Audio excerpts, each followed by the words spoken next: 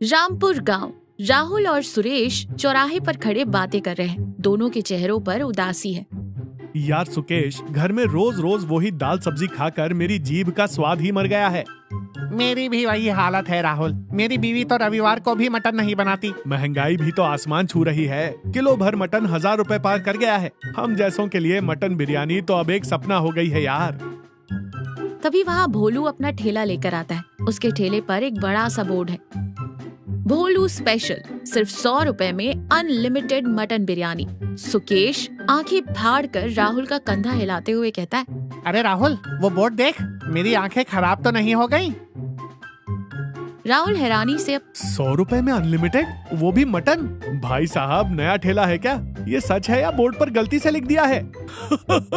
कोई गलती नहीं है बाबूजी, सब एकदम सही है। मैं पड़ोस के गांव से हूँ। मेरी बस यही इच्छा है कि गांव के लोग कम पैसे में पेट भरकर अच्छा खाना खा सके। सुकेश शक करते हुए कहता है, 100 रुपए में दोगे तो तुम्हें क्या बचेगा भाई? कहीं कौवे का गोश्त तो नहीं खिला रहे? अरे बाबूजी, कैसी बात कर रहे हैं? मेरा खुद का बकरियों का फार्म है। बीच में कोई दलाल ही नहीं है ना, इसलिए इतना सस्ता है। आप खुद स्वाद चक्कर बताइए। तो फिर लगा दो हमारे लिए एक एक प्लेट। आज तो पेट फट जाना चाहिए। राहुल, सिर्फ 100 रुपए की तो बात है, तू ही दे दे यार। क्या? मैं? मेरे पास छुट्टा नहीं है। कल मैं दे दूंगा ना, अब इज्जत का फालूदा मत कर। राहुल चिढ़ते हुए अपनी जेब से 100 का एक मुड़ा तोड़ा नोट निकाल कर देता है। दोनों प्लेट पकड़कर भूखे राक्षसों की तरह खाने लगते हैं। राहुल धीरे धीरे पेट पकड़ते हुए चलता आ रहा है। उसका पेट फूल गया है। तभी बिमला वहाँ आती है। सुनिए, ये कैसी चाल चल रहे हैं आप? आपसे तो ठीक से सांस भी नहीं लिया जा रहा। राहुल पेट सहलाते हुए कहता है, कुछ नहीं विमला, बस थोड़ी गैस बन गई है। ये क्या? आपके कपड़ों से तो भारी मसालों की महक आ रही है। मैंने तो दाल में कोई ऐसा मसाला डाला ही नहीं था। राहुल घबराते हुए कहता है, पड़ोस वाले शर्मा जी के घर कुछ बन रहा था, शायद उसी की महक मेरे कपड़ों में बस गई। शर्मा जी के घर तो आज व्रत है, मुझे कुछ गड़बड़ लग रही है। बाहर कुछ अंट शंट तो नहीं खा के आए? छी छी, तुम्हारे हाथों का बना अमृत छोड़कर मैं बाहर खाऊंगा? मेरी मति मारी गई है क्या? मैं सोने जा रहा हूँ। राहुल बचकर वहाँ से खिसक लेता है, पर विमला का शक अभी खत्म नहीं हुआ है। राहुल अपनी दुकान के काउंटर पर खड़ा है। वो बार बार घड़ी देख रहा है। तभी विमला हाथ में एक टिफिन लेकर आती है और प्यार से कहती है, सुनिए, आपकी पसंद की पालक दाल और पापड़ लाई हूँ, गरम गरम है, अभी खा लीजिए। राहुल टिफिन देखकर डरते हुए कहता है, दाल? मेरा पेट पूरा भरा हुआ है विमला, सुबह नाश्ता थोड़ा ज्यादा कर लिया था। सुबह आपने सिर्फ 2 इडली खाई थी, दोपहर के 2 बज चुके हैं, चुपचाप खा लीजिए। तभी वहाँ सुकेश आता है। वो राहुल को आंख मारता है। भाभी जी नमस्ते। अरे राहुल, होलसेल मार्केट से सामान लेने जाना था ना, टाइम हो रहा है, चल। हाँ विमला, मुझे बहुत जरूरी काम है। तू ये टिफिन वापस घर ले जा, मैं रात को खा लूंगा। चल सुकेश। विमला दुखी होकर कहती है, पर सुनिए तो, कम से कम 2 होने वाले तो। राहुल बिना सुने सुकेश के साथ भाग जाता है। विमला टिफिन हाथ में लिए उदास होकर उन्हें जाते हुए देखती रहती है। राहुल और सुकेश प्लेट पकड़कर बुरी तरह खा रहे हैं। भोलू उन्हें देखकर मन ही मन हंस रहा है। सुकेश मुंह में खाना ठूसते हुए कहता है, राहुल, मेरी ये 5वीं प्लेट है, तूने कितनी खाई? मैंने 4 प्लेट उड़ा दी। पेट टाइट हो गया है, पर इसकी खुशबू ऐसी है कि छोड़ने का मन ही नहीं कर रहा। बोटी मुंह में जाते ही रुई की तरह पिघल रही है यार। सही कहा, भोलू एकदम बिना हड्डी का नरम गोश्त चुनकर बनाता है। भोलू बड़े चम्मच से हिलाते हुए कहता है, क्या बाबूजी, बातें मत कीजिए, एक और चम्मच डालूं क्या? अनलिमिटेड बोले तो अनलिमिटेड। डाल दे भोलू, इस जन्म के लिए इतना बहुत है। घर की दाल खा खा कर मेरी जिंदगी भी दाल बन गई थी। तू तो भगवान है भाई। फिर दोनों मुकाबला करके खाने लगते हैं। राहुल का चेहरा उतरा हुआ है। वो पेट पकड़कर जमीन पर बैठा है। उसके चेहरे पर पसीना भी है। विमला परेशान होकर कहती है, क्या हुआ? आपका चेहरा इतना पीला क्यों पड़ गया? पेट में दर्द है क्या? राहुल कमजोरी से करहाते हुए कहता है, पेट में बहुत गुड़गुड़ हो रही है। ऐसा लग रहा है जैसे अंदर कोई महाभारत चल रही है। मैंने पहले ही कहा था, आप पक्का बाहर कुछ उल्टा सीधा खा रहे हैं। रुकिए, मैं अभी अजवाइन का काढ़ा बनाकर लाती हूँ। आज दुकान मत जाइएगा। विमला अंदर रसोई में जाती है। तभी राहुल का फोन बजता है। सुकेश का फोन है। राहुल उठाता है। राहुल, कहाँ है? आज भोलू का डबल मसाला स्पेशल है। ठेले पर भीड़ बढ़ रही है, जल्दी आ। राहुल पेट दर्द को बर्दाश्त करते हुए कहता है, आ रहा हूँ यार, मेरी जान भले ही चली जाए पर मैं वो बिरयानी नहीं छोड़ूंगा। राहुल जबरदस्ती उठता है और विमला के आने से पहले ही घर से भाग जाता है।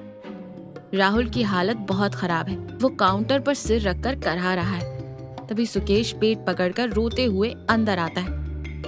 सुकेश दर्द से मुड़ते हुए कहता है, राहुल, मेरी तो जान निकल रही है यार। राहुल बिना सिर उठाए कहता है, तू यहाँ क्यों आया है? मैंने इसी काउंटर के पीछे 3 बार उल्टी कर दी है। सुबह से 10 बार बाथरूम भाग चुका हूँ। तभी विमला भागती हुई वहाँ आती है। दोनों की हालत देखकर वो चौंक जाती है और घबरा कर कहती है, हे भगवान, ये क्या हालत बना ली है आप दोनों ने। मैं कह कह कर थक गई पर आपने मेरी एक न सुनी। चलिए अब जल्दी अस्पताल। विमला दोनों को अपने कंधे का सहारा देकर वहाँ से ले जाती है। डॉक्टर राहुल और सुकेश का चेकअप कर रहा है। दोनों बिस्तरों पर कमजोर पड़े हैं और उन्हें ग्लूकोज चढ़ रहा है। डॉक्टर गुस्से में हाथ बांधते हुए कहता है, क्यों भाई राहुल, पूरे गांव को राशन बेचते हो, खुद का दिमाग घास चढ़ने गया था क्या? तुम दोनों की आंतों में छाले पड़ गए हैं। भयंकर फूड पॉइजनिंग है। क्या कचरा खा लिया था? सुकेश रोते हुए कहता है, कचरा नहीं डॉक्टर साहब, हमने मटन बिरयानी खाई थी। मटन? तुम्हारी शक्लों से लगता है कि तुम्हें मटन नसीब होगा। वो चौराहे पर जो भोलू का ठेला है ना डॉक्टर साहब, उसी का 100 रुपए का अनलिमिटेड मटन खाया था। 100 रुपए में? अरे सुकेश, तू अपना दिमाग दर्जी की दुकान पर छोड़ आया था क्या? 100 रुपए में आजकल आधा किलो प्याज नहीं आता, वो तुम्हें मटन बिरयानी देगा? उसने पक्का खाने में कोई भयंकर मिलावट की है। 1 हफ्ते तक बिस्तर से मत उठना। घर की खिचड़ी के अलावा कुछ भी खाया तो सीधा ऊपर जाओगे।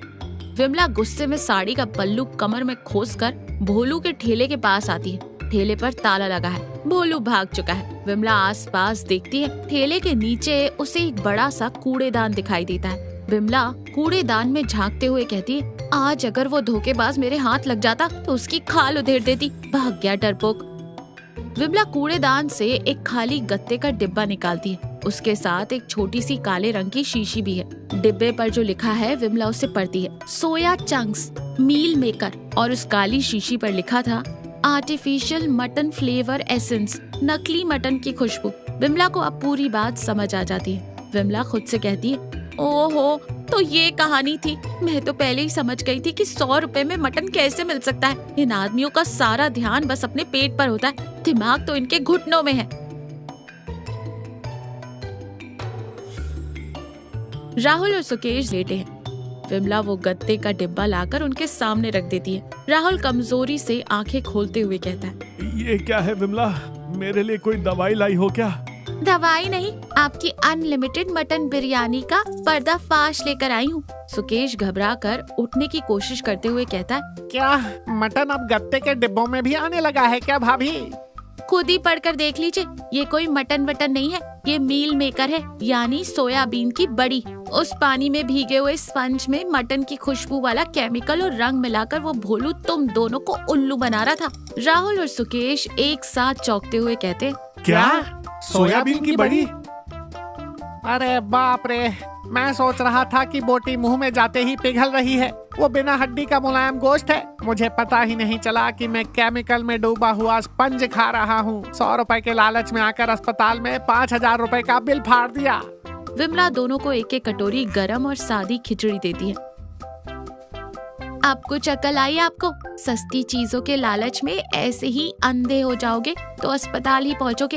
हम क्या खा रहे हैं, कहाँ खा रहे हैं, इसका ध्यान रखना बहुत जरूरी है। सेहत से बढ़कर दुनिया में कोई दौलत नहीं है। राहुल विमला का हाथ पकड़कर आंखों में आंसू लिए कहता है, मुझे माफ कर दो विमला, तुम मेरी सेहत की इतनी परवाह करके टिफिन लाई थी और मैंने तुम पर गुस्सा किया। तुम्हारे हाथ का बना सादा खाना ही मेरे लिए असली अमृत है।